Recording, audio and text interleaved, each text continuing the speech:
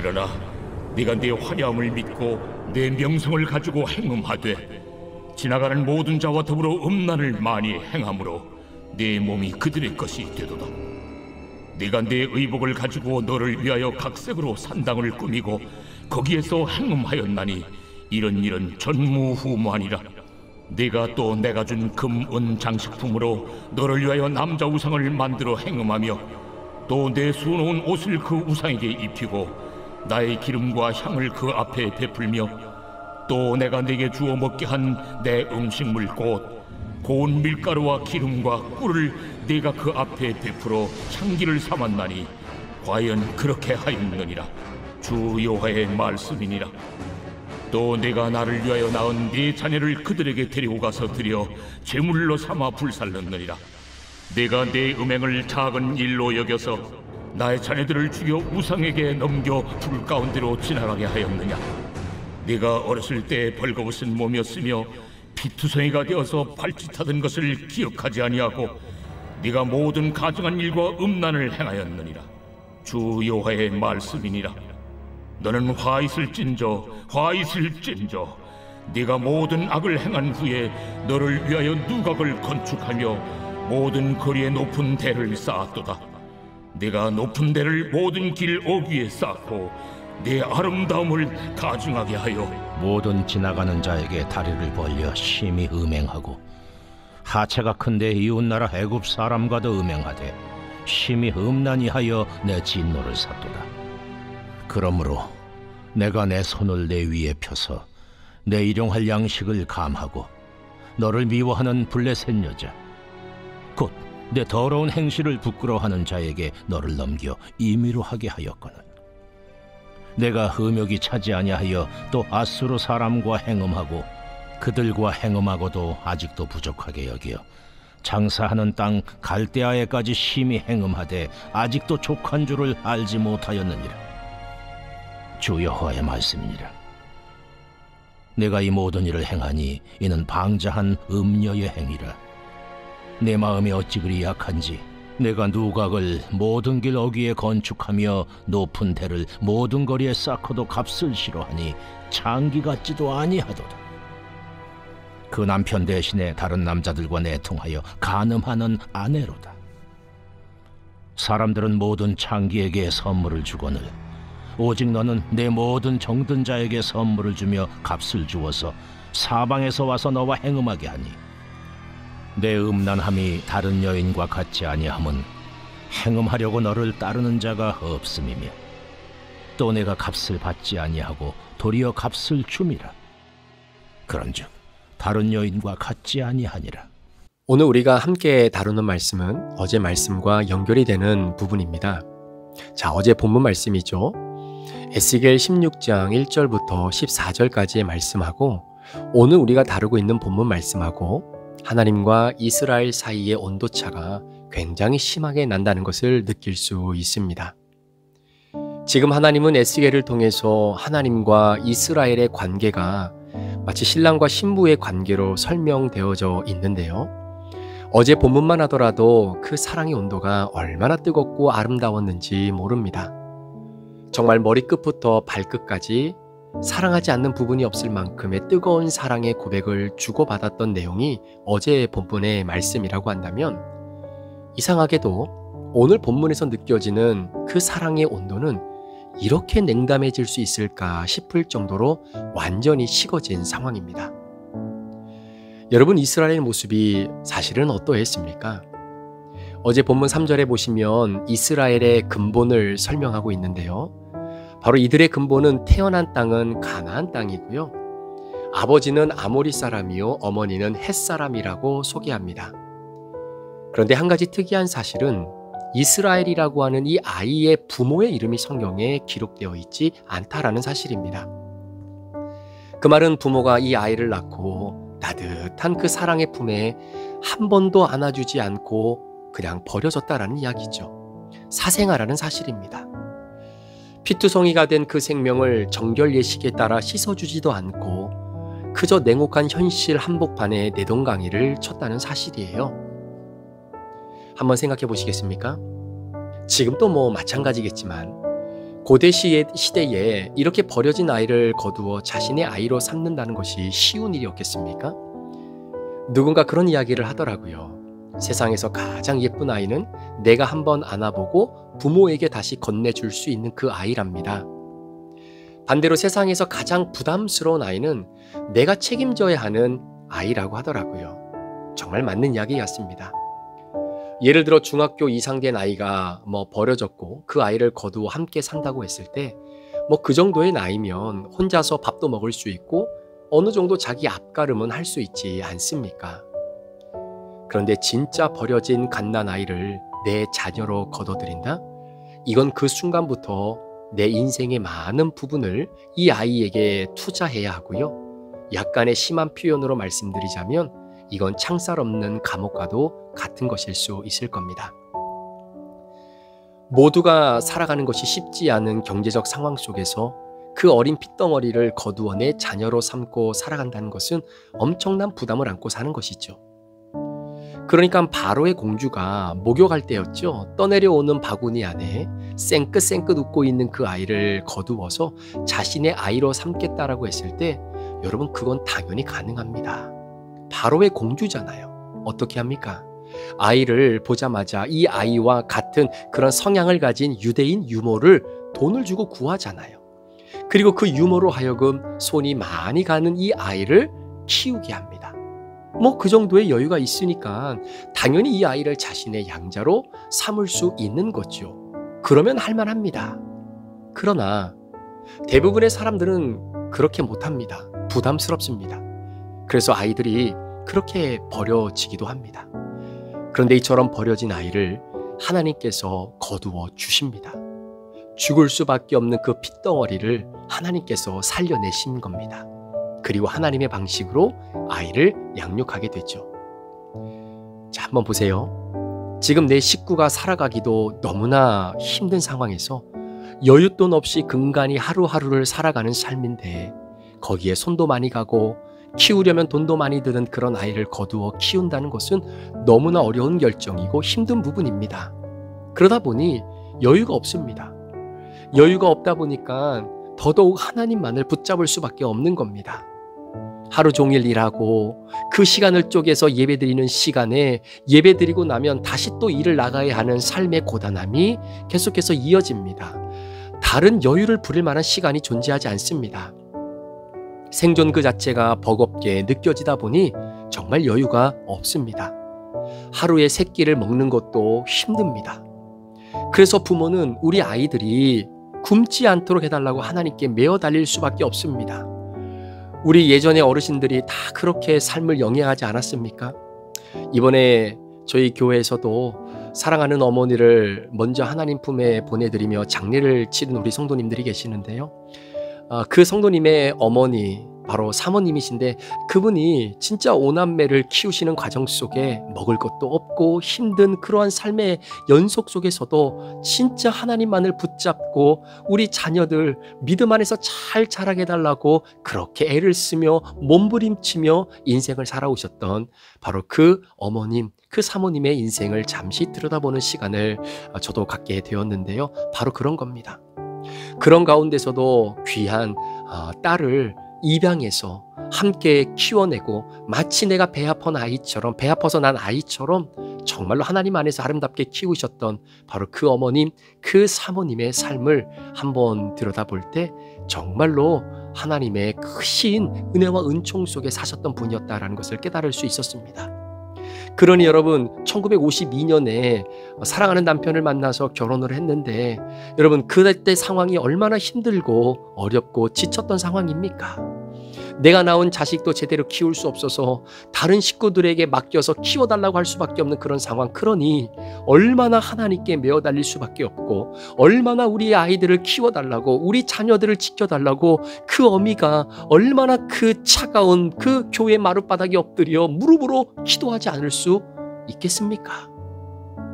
하나님께 메어 달릴 수밖에 없는 겁니다. 그분의 능력을 의지할 수밖에 없는 겁니다. 다른 곳에 눈을 돌릴 만한 여유가 없습니다. 사랑하는 여러분, 바로 이겁니다. 월요일 본문에 기록된 하나님과 이스라엘과의 사랑의 온도와 오늘 본문에서 느껴지는 바로 하나님과 이스라엘 사이의 온도 차이가 이렇게 확연하게 나타나는 이유는 바로 여유 때문입니다. 우리 주변에 이런 여유 때문에 삶의 어려움을 겪는 사람들을 종종 보지 않습니까? 예를 들어 경제적인 여유가 없을 때, 시간적 여유가 없을 때, 밥 먹고 사는 것이 너무나 힘들 때 어떻습니까? 하나님만 의지해야 살 수 있다라고 하는 믿음으로 살아가잖아요. 이유는 다른 루트를 통해서 여유를 누릴 수 있는 여건이 전혀 주어지지 않기 때문입니다. 저도 개인적으로 2006년 7월 27일 목요일 미국 땅에 첫 발을 내디디면서 유학 생활이 시작이 됐는데요. 처음 버지니아로 유학을 오르고 나서 약 1년 동안은요, 정말로 하나님만을 의지하며 살아갈 수밖에 없는 시간들이 주어질 때가 있었습니다.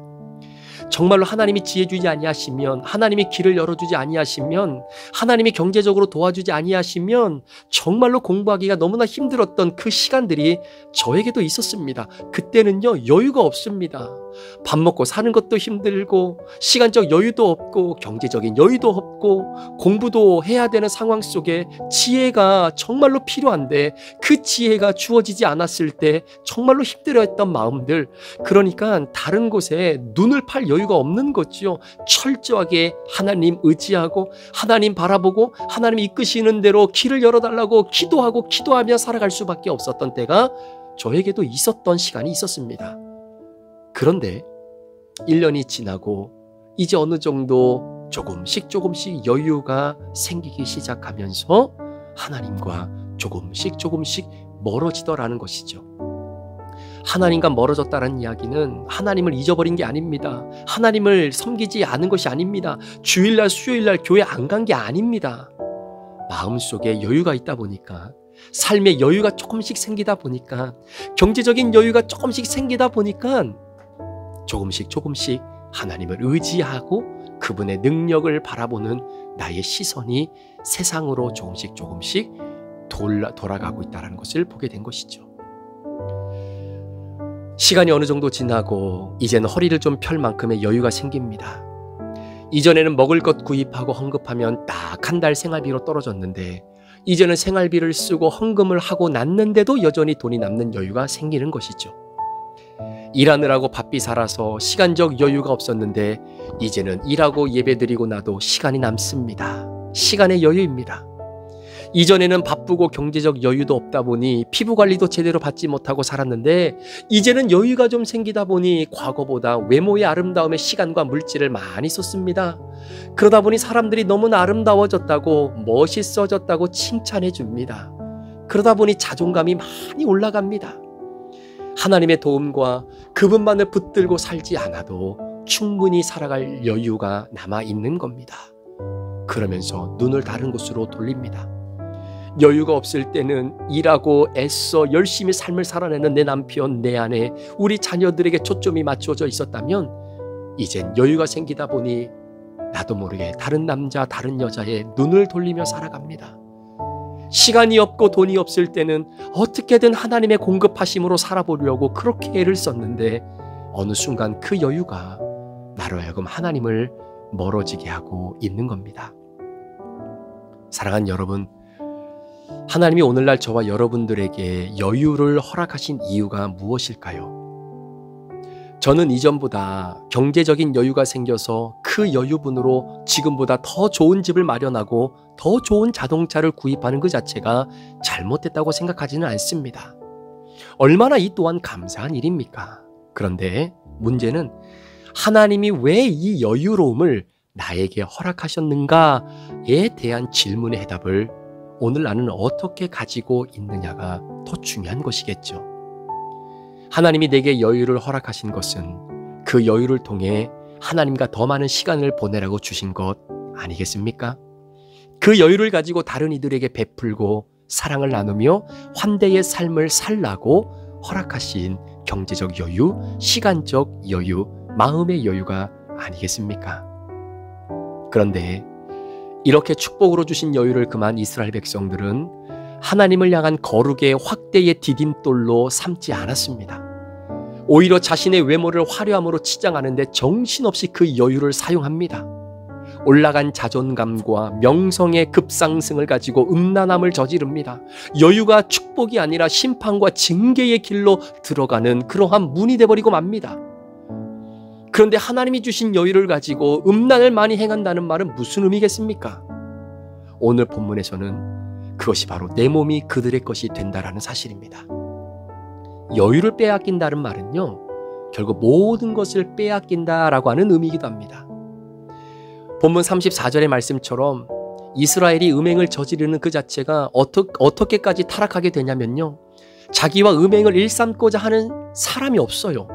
그리고 심지어 돈을 받고 음행을 하는 것이 아니라 돈을 주면서까지 음행을 하게 된다라는 사실입니다. 사랑하는 성도 여러분, 신앙의 본질, 그리고 하나님을 사랑한다라고 하는 나의 믿음의 고백, 그리고 믿음의 근본은 여유 시간을, 내게 주신 여유의 마음을, 그리고 여유의 돈을 어떻게 사용하느냐에 따라 판단될 수 있습니다. 그리고 마음의 여유를 거룩하게 사용하면 그 존재는 바로 하나님의 것이 되는 것이죠. 그러나 여유라고 하는 돈, 시간, 마음을 거룩의 확대 도구로 사용하지 않으면 결국은 여유와 그 외의 모든 것을 빼앗겨 내 몸이 내 것이 아닌 상황에 이르게 된다고 오늘 성경은 우리에게 도전합니다. 제가 교회를 개척하고 난 이전과 이후의 가장 큰 차이점 중에 하나를 말씀드린다면 시간적 여유가 생겼다는 겁니다. 개척하기 이전에는요, 미팅도 굉장히 많고 회의도 왜 이렇게 길고 많은지, 또 모임도 여기저기에서 꽤나 많고 또 그 모임에 참석하면서 많은 시간을 보냈었는데요. 개척하고 난 후에는 거의 외부 활동이나 외부 모임에 참석하지 않습니다. 그러다 보니까 예전에 비해서 제가 사용할 수 있는 시간이 많아진 겁니다. 소위 시간의 여유가 생겼다고 할까요? 그런데 제가 하나님께 참 감사한 것은 이전에 없었던 시간이 내게 주어졌는데 그 시간의 여유를 큐티하는데, 기도하고 책 보고 성도님들 신방하는 데 집중할 수 있는 시간들로 삼아주신 것이 얼마나 감사한지 모릅니다. 물론 이런 목사님 저런 목사님을 만나면서 이런 이야기도 저런 이야기도 나누고 목회자들끼리 네트워킹을 만들어 가면야 저도 재미있고 좋죠. 그 자체를 부정하는 것은 아닙니다. 그러나 지금 저에게 주어진 이 시간적 여유를 제가 만약에 그렇게 사용하면 저는 제 자신이 잘할 수 없다는 것을 깊이 깨달았기 때문입니다. 그래서 지금은 제가 더 준비하고 자라나야 하는 시간이라고 생각했기 때문에 여유의 시간을 하나님을 묵상하고 말씀을 연구하면서 목회에 전념하고 싶은 바로 그 마음이 더 큰 겁니다. 그렇지 않으면 다른 곳으로 제 눈을 돌릴 수밖에 없는 사람이 제 자신이라고 하는 것을 너무나 잘 알고 있기 때문입니다. 사랑하는 성도 여러분, 오늘 여러분에게 주어진 그 여유를 여러분은 어떻게 보내고 계십니까? 거룩한 삶을 살고자 노력하는 바로 그 디딤돌로서의 여유로움을 사용하십니까? 아니면 여유를 주신 하나님을 잊어버리고 혹 다른 곳에 눈을 돌리고 있지는 않으신지요? 이것이 바로 여유로움에 대한 양면성입니다. 하나님과 내 자신의 관계가 요즘 껄끄럽다라고 생각된다면, 말씀을 묵상하고 큐티하며 기도하는 시간이 부담스럽게 느껴지는 분이 계신다면, 자꾸 세상의 즐거움과 쾌락, 오락, 나의 명예, 그리고 흥미에 내 마음이 자꾸 흘러가고 있다고 생각이 된다면 이걸 한번 점검해 보시겠습니까? 나는 하나님이 주신 여유로움을 거룩의 확대를 위해 사용하고 있는지, 아니면 영적 음란의 밑거름으로 사용하고 있는지 말입니다. 기도하시겠습니다. 고마우신 하나님, 이스라엘 백성 정말로 핏덩어리로 내동강이 쳐서 더 이상 살아갈 수 없었던 그 존재를 우리 하나님께서 거두어 주시고 키워 주시고 양육해 주시고 하나님의 귀한 신부로 자라게 하셨던 바로 그 놀라운 하나님의 은혜를 완전히 망각하게 된 이유가 바로 그들에게 주어진 여유 때문이 아니었나 생각을 합니다. 피투성이라도 살아있어라, 피투성이가 되더라도 꼭 살아있고 버텨내라 라고 말씀하시면서 그들을 가슴에 품고 눈물로 키우셨던 그 하나님의 마음이 나도 모르게 여유가 주어지면서 그 여유로 인해 하나님을 잊어버리고 있지는 않은지 주님 제 자신을 다시 한번 돌아보게 됩니다. 물질의 여유, 그리고 마음의 여유, 생각의 여유, 시간의 여유 하나님 다 허락해 주셨는데 그걸 가지고 혹시 세상을 사랑하는 도구로 사용하고 있다면 주님, 우리의 마음을 돌이켜 오늘도 주님께로 집중하는 그 여유로움을 통해 하나님을 더 깊이 알아가는 거룩의 확대의 디딤돌이 될 수 있도록 인도하여 주옵소서. 감사를 드리며 예수 그리스도의 존귀하신 이름으로 축복하며 기도합니다. 아멘.